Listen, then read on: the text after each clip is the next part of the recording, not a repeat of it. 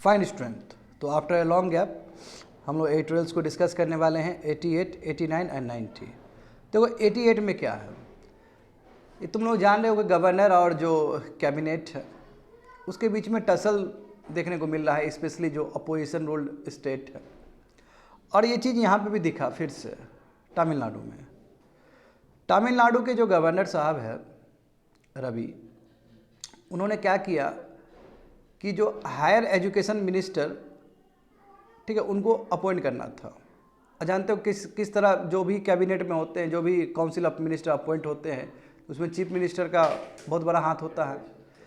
तो स्टालिन ने रिकमेंडेशन दिया था कि हायर एजुकेशन मिनिस्टर इसको घोषित करिए, मगर जो रवि साहब है, गवर्नर साहब है, उन्होंने कहा कि हम नहीं कर सकते हैं क्योंकि it is against the constitutional morality. मुद्दा पहुंचा सुप्रीम कोर्ट में। सुप्रीम कोर्ट ने पूरा झाड़ा है पकड़ के कि तुम रेड लाइन क्रॉस मत करो, तुम्हारा काम है कॉन्स्टिट्यूशन को प्रोटेक्ट करके रखना। और इस तरह जो वहाँ पे जो चुन के आया हुआ सरकार, और चुन के आया हुआ सरकार में बिल्कुल बन सकता है। अब देखो इसका दलील ये था गवर्नर साहब का कि देखिए इसके ऊपर आरोप लगा हुआ है करप्शन का। जब करप्शन का आरोप लगा हुआ है और करप्शन पूरी तरीके से नकारा भी नहीं गया है, सुप्रीम कोर्ट ने केवल स्टे लगा दिया था। जिस भी मिनिस्टर के ऊपर, जिस भी आदमी कैंडिडेट के ऊपर ये आरोप लगा था, तो सुप्रीम कोर्ट ने केवल उसको स्टे लगाया था। और उस बेसिस पे जो वहाँ के गवर्नर साहब है, उन्होंने कहा कि ये it will be against the constitutional morality कि हम इसको अपॉइंट करें। तो मामला बहुत बड़ा मुद्दा हो गया वही गवर्नर और कैबिनेट का। तो मामला ऊपर पहुँचा, बोला कि कल के कल जल्दी से स्वेरिंग करवाओ इसका। तो फिर एक स्टेप डाउन नीचे आना पड़ा गवर्नर को, और गवर्नर को करना पड़ा। देखो कितना, मतलब अभी के टाइम में कितना ये कॉमन चीज़ हो चुका है कि अपोजिशन जो रूल है वहाँ पे गवर्नर और कैबिनेट के बीच में झगड़ा हो ही रहा है। पंजाब का केस भी देखे थे हम लोग, केरल का भी केस देख रहे हैं। तो ये सभी चीज़ है। 89 देखो, measles and rubella champion award.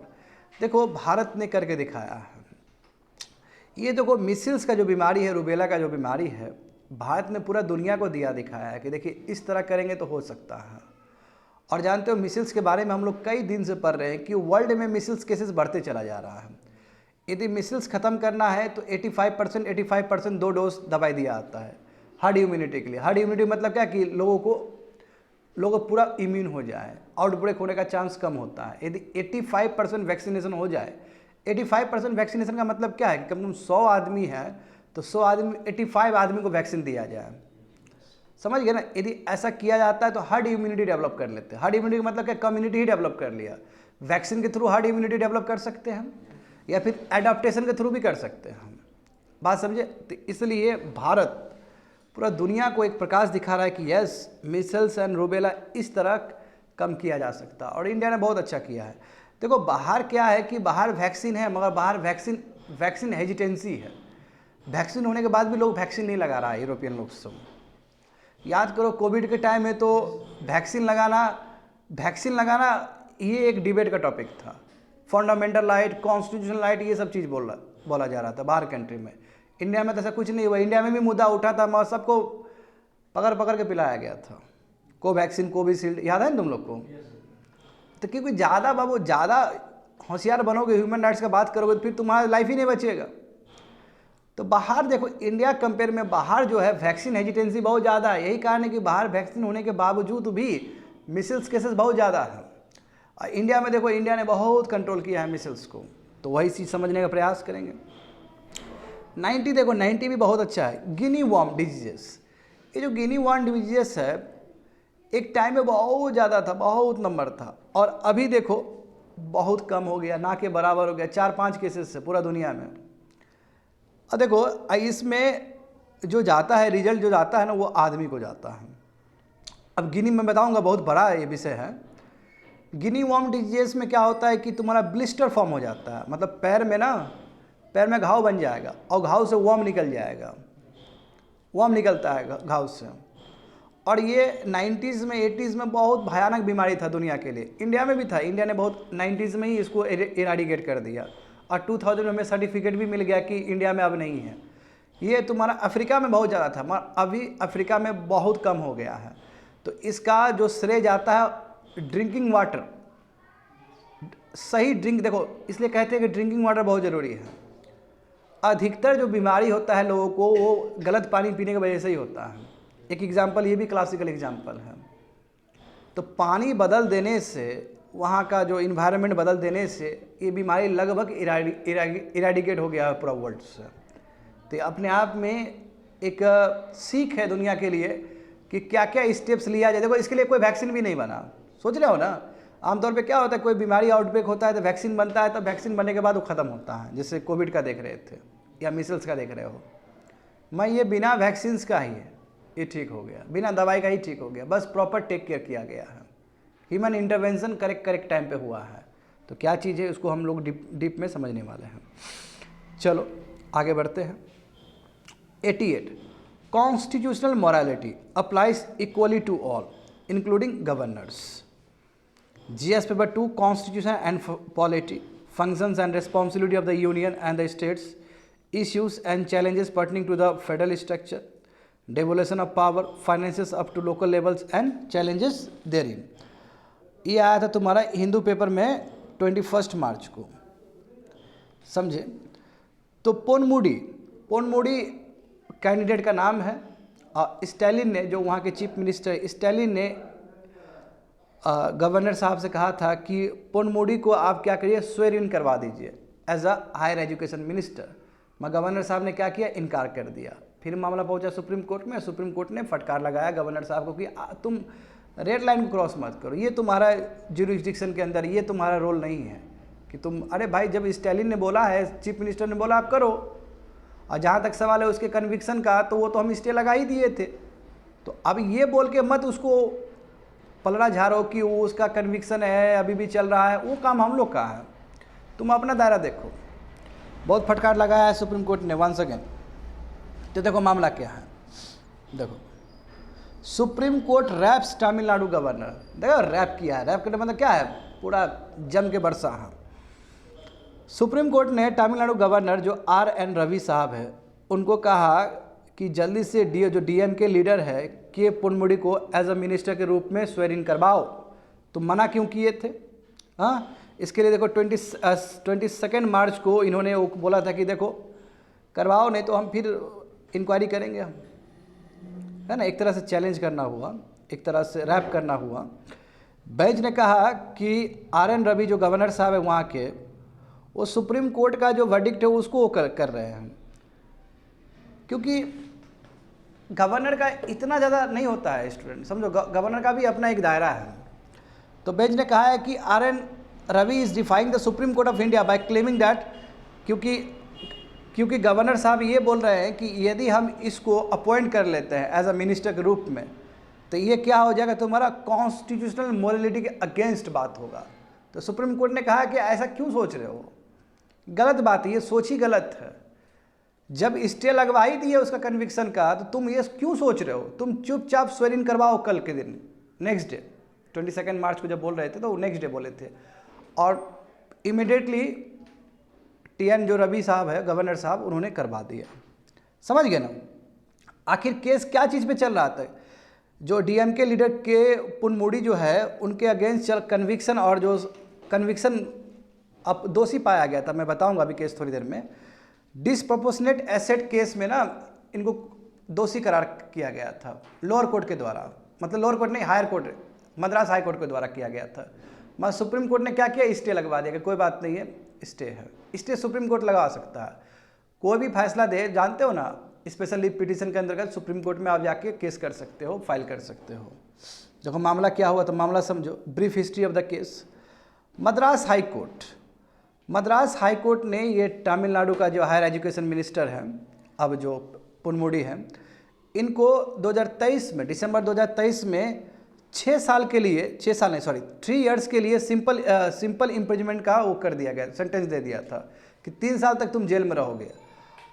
और इसको पोनमुडी और उसके वाइफ को, दोनों को ही सजा दिया गया था, और दोनों को कहा गया था कि 50 लाख रुपया तुम लोग वो करोगे, हाँ फाइन दोगे, और यदि तुम फाइन नहीं दिए तो तुमको 6 मंथ और जेल में रहना पड़ेगा, जाओ। तो मद्रास हाई कोर्ट ने यानी कि कन्विक्टेड होगा, ये सिंपल बात है, समझे नहीं, कन्विक्टेड होगा। हाँ, मगर कोर्ट जज ने क्या किया, 30 दिन का उसको दिया पूरा पीरियड दिया कि आप किसी भी कोर्ट में हमारे वर्डिक्ट को चैलेंज कर सकते हो। तो गया सुप्रीम कोर्ट में चैलेंज करने के लिए, और सुप्रीम कोर्ट ने क्या किया, मीनवाइल स्टे लगवा दिया कि जो मद्रास हाई कोर्ट ने जो भी सज़ा दिया है तुम्हारे ऊपर, क्या क्या सज़ा दिया, 3 साल का simple impingement plus 50 lakh each को फाइन देना है, ये चीज़ सुप्रीम कोर्ट ने स्टे लगा दिया, कोई ज़रूरत नहीं है अभी।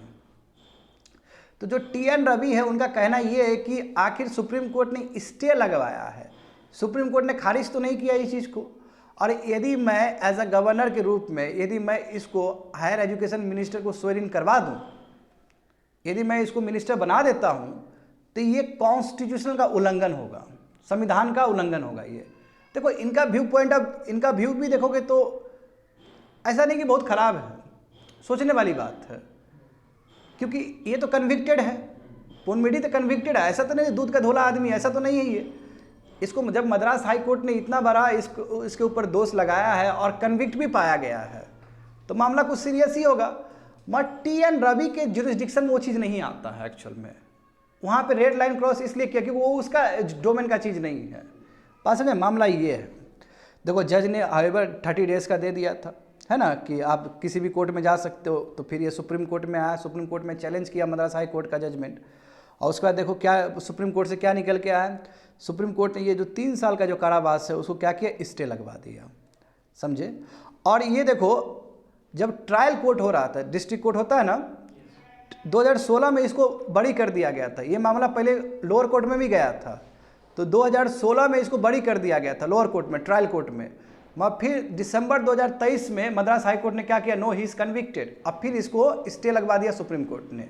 इस तरह केसेस से पहले 2016 में कहाँ गया था बच्चे लोग, ट्रायल कोर्ट में। ट्रायल कोर्ट मतलब जो नीचे लेवल का जो कोर्ट होता है वहाँ पे गया, और वहाँ पे दोनों को ही छोड़ दिया गया, बोला कोई बात नहीं जाओ।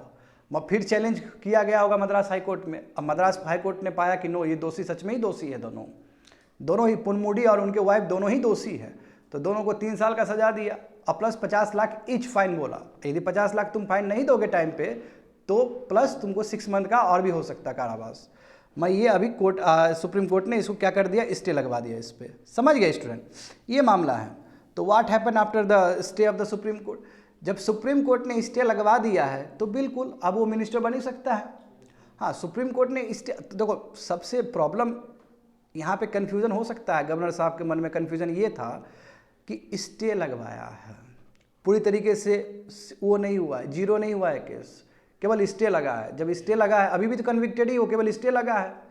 तो देखो जब सुप्रीम कोर्ट ने स्टे लगवा दिया कन्विक्शन पे, मार्च, ये हाल फिलहाल में ही हुआ, मार्च 11 तारीख को, तो जो चीफ मिनिस्टर स्टालिन, उन्होंने गवर्नर को कहा कि स्वेरिन करवा दीजिए मिस्टर पुनमुडी का। मगर तमिलनाडु गवर्नर ने रिफ्यूज़ किया कि नहीं, हम क्या कि पुनमुडी ही पहले एजुकेशन मिनिस्टर था, हायर एजुकेशन मिनिस्टर। मना कर दिया गवर्नर साहब ने, बोला नो, यदि हम इसका अपॉइंटमेंट करवाते हैं, री इंडक्ट करवाते हैं कैबिनेट में, तो ये कॉन्स्टिट्यूशनल मोरालिटी के अगेंस्ट होगा। तो ये लेटर लिखा चीफ मिनिस्टर को और बोला कि यस, सुप्रीम कोर्ट का जो भी वर्डिक्ट है उन्होंने इंटरिम रिलीफ दिया है ना, कन्विक्शन तो कन्विक्शन ही है ना, पूरा सुप्रीम कोर्ट ने पूरा असाइड तो नहीं किया इस केस को, पूरा जीरो तो नहीं कर दिया, पूरा नलीफाई तो नहीं कर दिया, अभी केवल टेम्पररी वो नॉन ऑपरेशनल है, केस तो है इसके ऊपर।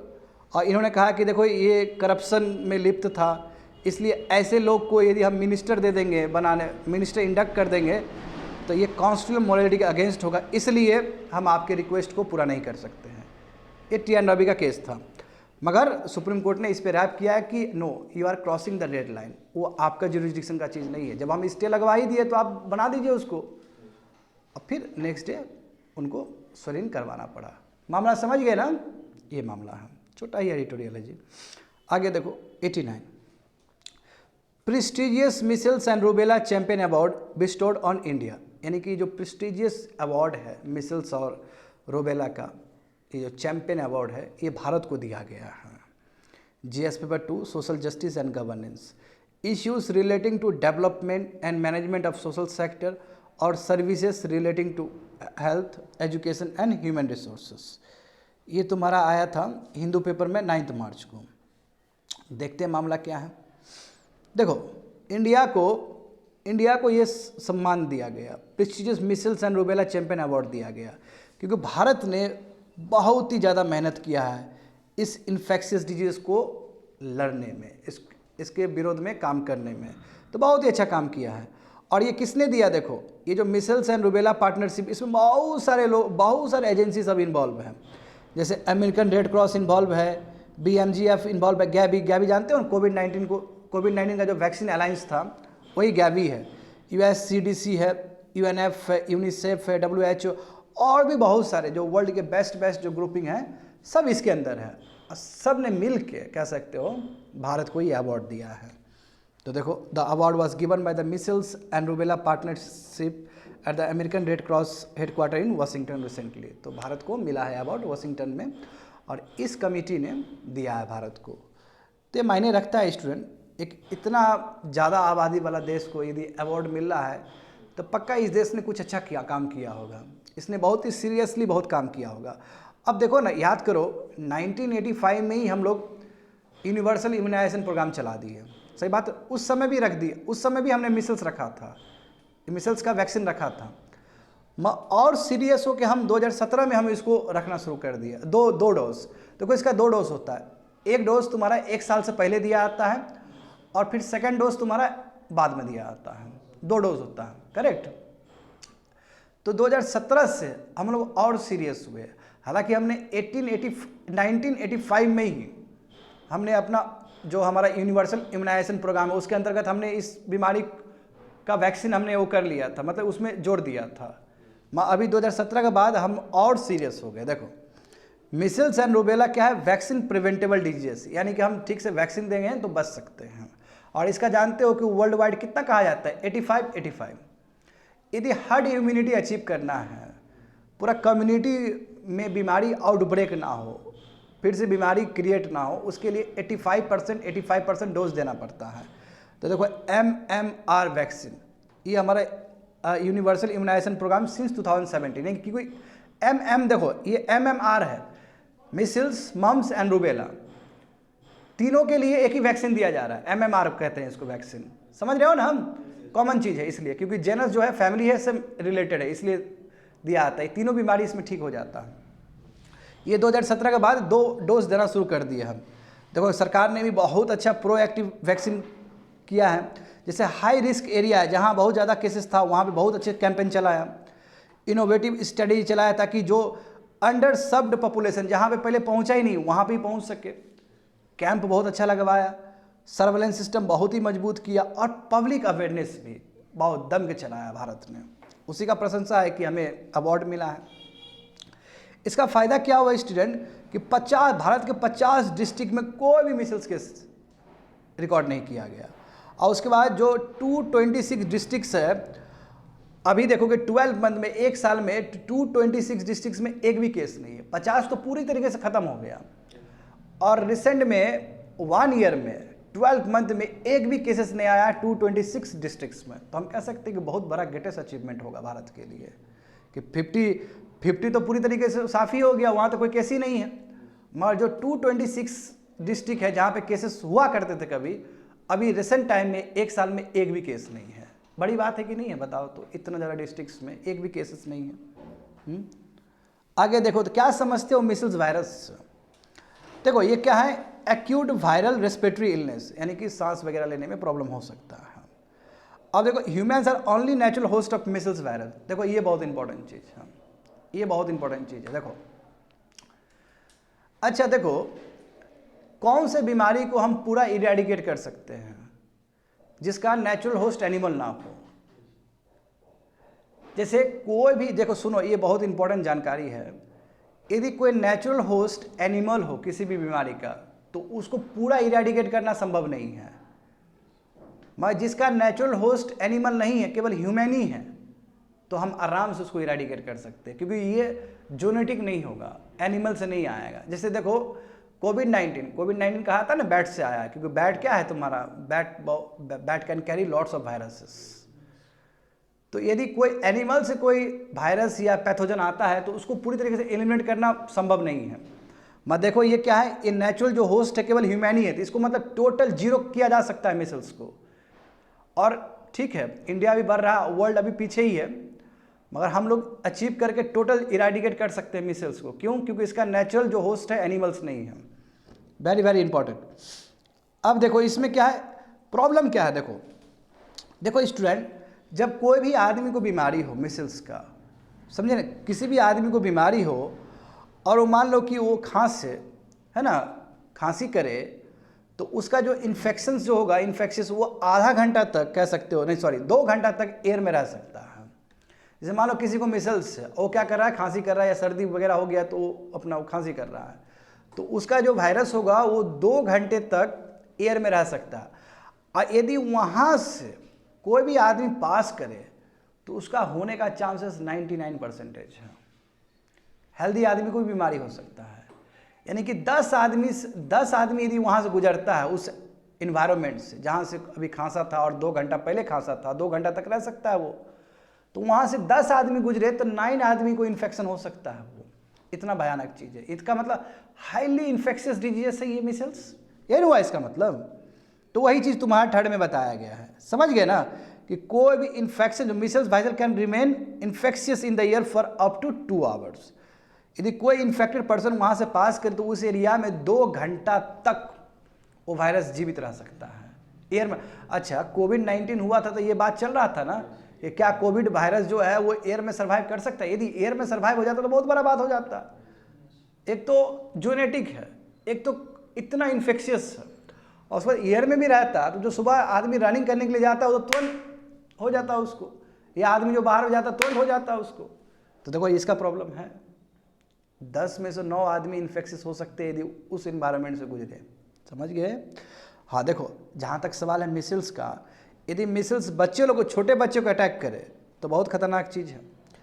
छोटा बच्चा लोग, यदि मान लो कि 2 साल से 3 साल का बच्चा लोग का जो आयु है, यदि वो बच्चा लोग को ये प्रॉब्लम हो गया मिसल्स का, तो इम्यून सिस्टम पूरी तरीके से डिस्ट्रॉय हो जाता है। जब इम्यून सिस्टम डिस्ट्रॉय हो जाएगा तो फिर जो नए नए जो पैथोजन से जो बाहर से आना चाह रहे हैं वो अटैक कर देंगे और बच्चे का इम्यून सिस्टम पूरा गड़बड़ हो जाएगा, समझ गए ना। तो देखो मिसल्स को प्रिवेंट किया जा सकता है तुम्हारा इस वैक्सीन को लगा के, वही MMR वैक्सीन, देखो measles, mumps and rubella vaccine, समझ गए ना। और हम लोग चला चुके 2017 से 2 डोज हम लोग लगातार दे रहे हैं। तो यहाँ पे देखो, अब जब हम मिसल्स का वैक्सीन लगाते हैं, वही MMR जब वैक्सीन लगाते हैं तो वायरस को लेकर प्रोटेक्शन तो होता ही है, प्लस जो मोर्टेलिटी रेट है चाइल्डहुड, क्योंकि इन्फेक्शन होने का चांस है ना, वो भी घट जाएगा। यानी कि बच्चा का इम्यून सिस्टम ठीक हो जाएगा तो they can fight with the outsider pathogens, वो बाहर के पैथोजन से लड़ सकते हैं। तो प्लस पॉइंट ये होगा। और देखो मिसल वैक्सीन जो इंट्रोड्यूस किया गया था, देख रहे हो ना, 1985 में ही किया गया था, और सेकेंड डोज हम 2010 में किए थे, और अभी 2017 के बाद हम क्या किए, दोनों ही डोज कर दिए कि एक आपको एक डोज देना है 1 साल से पहले और दूसरा डोज बाद में देना है।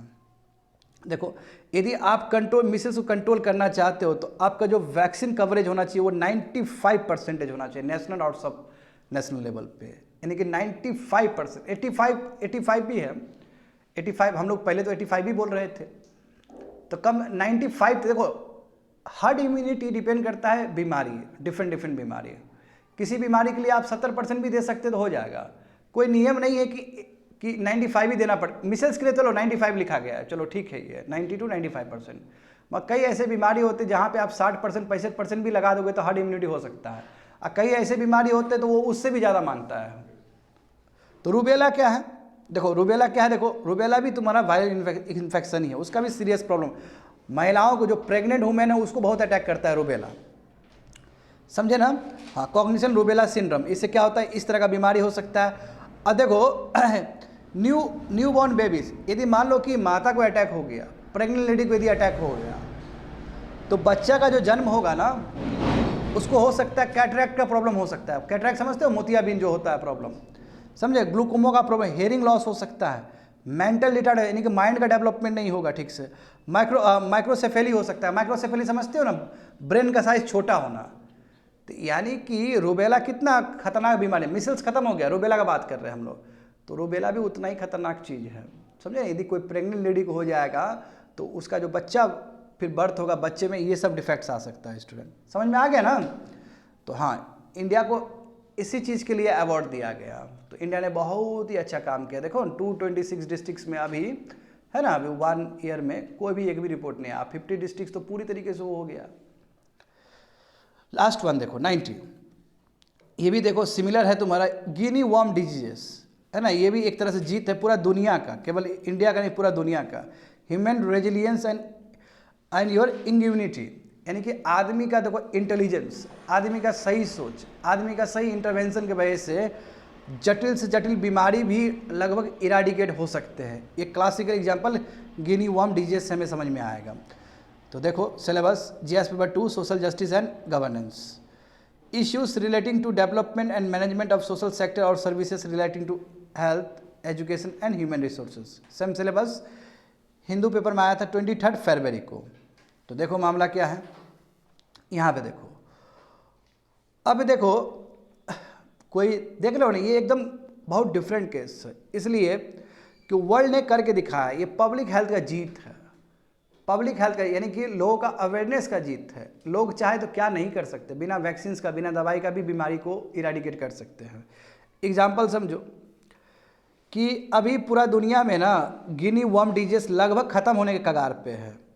1980s में दुनिया में लगभग 35 लाख केस था, ये 35 लाख, समझ रहे हो ना, 3.5 मिलियन का मतलब क्या, 35 लाख केसेस था।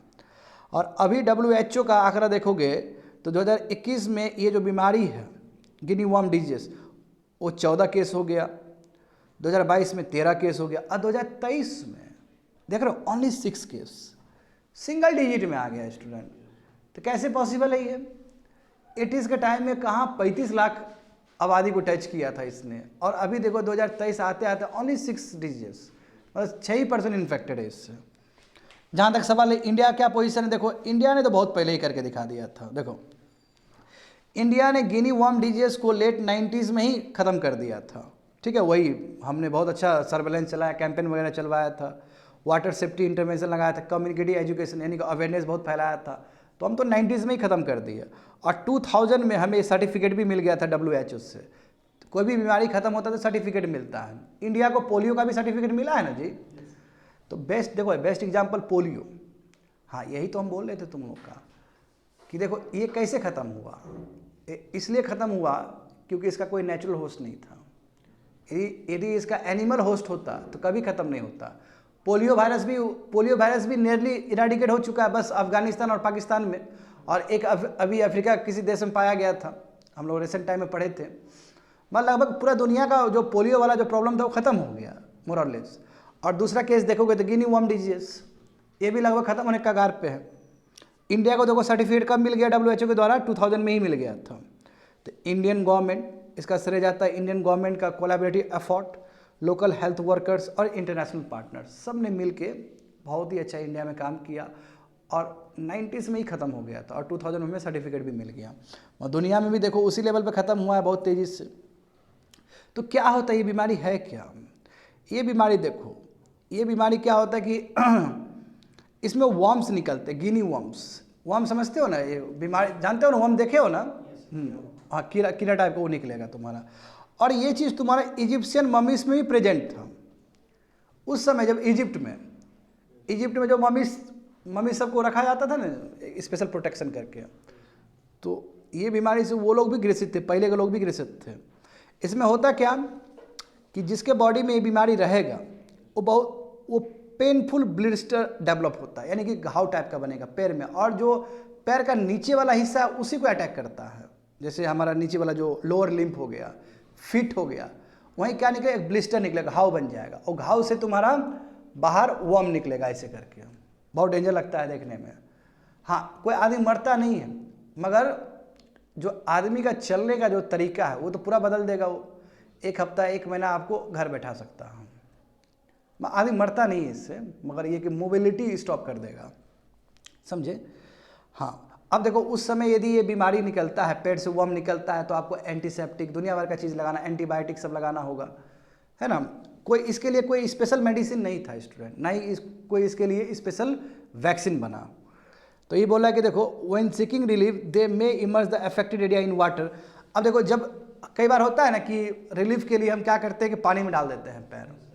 अब पानी में पैर डालोगे तो और प्रॉब्लम हो जाएगा, क्योंकि जब ये वर्म जो निकलेगा बाहर वो पानी को फिर कंटामिनेट करेगा और बहुत सारा लावा छोड़ेगा, लावा एग्स कह सकते हो, लावा छोड़ेगा।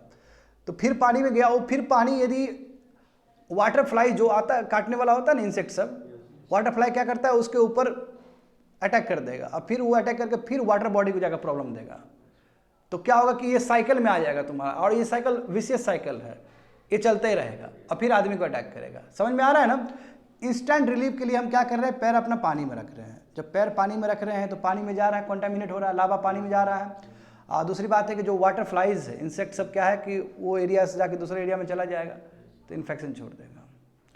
जब हम फिर पानी पिएंगे तो पानी हम जब पिएंगे तो वाटर फ्लाइज पेट में तो मर जाएगा, मगर जो लावा जो लेके जा रहा है वो अंदर, वो लीवर में फिर शुरू हो जाएगा, स्टार्ट हो जाएगा। वाटर फ्लाई मर जाएगा हमारे पेट के अंदर, गट के अंदर, वो फ्लाई वो जो लावा है वो जीवित रहेगा, और लावा तुम्हारा पेट से नीचे से निकलता है ब्लिस्टर के फॉर्म में। समझ गए ये कहानी। देखो यहाँ पे समझो, जब रिलीफ लेने के लिए जब पैर डाला जाएगा वाटर में तो उसे क्या, worm emerge and release hundreds of thousands of larva potentially contaminated communal water resource and perpetuating the infection cycle. तो इस तरह तुम्हारा जो विशेष साइकिल है ये बढ़ते चला जाएगा, क्योंकि एक बार कोई भी पानी में चला गया कोई चीज़, तो फिर पानी में जाने का मतलब है कि रिटर्न होगा आपके पास, क्योंकि हम पानी पीते हैं। बात समझ रहे हो ना। देखो यहाँ पे क्या होगा, देयर इज नो वैक्सीन, कोई भी वैक्सीन नहीं बना, ना ही कोई मेडिकेशन, ना ही कोई दवाई बना इसको ट्रीट करने के लिए। हाँ, मरता नहीं है लोग, रेयरली फेटल है, मरेगा नहीं लोग, हाँ नॉन फंक्शनल हो जाएगा यदि आदमी काम वगैरह नहीं कर पाएगा कुछ वीक और कुछ मंथ के लिए। देखो ये कहाँ पे ज़्यादा, सबसे ज़्यादा कहाँ प्रभावित करता है, वही रूरल एरियाज़ में जहाँ ड्रिंकिंग वाटर फैसिलिटी ठीक से नहीं है, डिप्राइव्ड एरिया में, आइसोलेटेड एरिया में, जहाँ पे लोग सब सरफेस वाटर यानी कि जो स्टैग्नेंट वाटर यूज़ कर रहे हैं, हाँ ड्रिंकिंग वाटर के लिए, ड्रिंकिंग पर्पज़ के लिए। तो यदि इन्फेक्शन हो गया तो कैसे पता चलेगा, यानी कि 10 to 14 मंथ तुम पानी पीते रह गए, तो 10 to 14 मंथ के बाद तुम्हारे बॉडी से ब्लिस्टर फॉर्म होगा, तब निकलेगा। यानी कि इंक्यूबेशन पीरियड लेता है 10 से लेके कह सकते हो 1-1.5 साल लेता है, समझे। हाँ, और फिर ए mature female worms emerges from the body, वही ब्लिस्टर बनेगा, घाव बनेगा, और वहाँ से तुम्हारा जो फीमेल वॉर्म है, वही गिनी वॉर्म है, वो बाहर निकल जाएगा। तो बाहर जब निकलेगा तो बहुत पेन होता है पैर में, और उस समय टेम्परेरी रिलीफ के लिए हम पानी में डाल देते हैं, तो काम तो गड़बड़ वहीं पे हो जा रहा है, फिर से वो साइकिल बना लेगा अपना। देखो, a painful blister is formed, 1 or more worms emerge accompanied by a burning sensation. जब एक या एक से अधिक जब वर्म्स निकलते हैं ब्लिस्टर से, तो उस समय बहुत ही बर्न होता है पैर में बहुत ही वो बर्निंग सेंसेशन आता है। बर्निंग समझ रहे हो ना, हाँ जलने वाला सेंसेशन आएगा।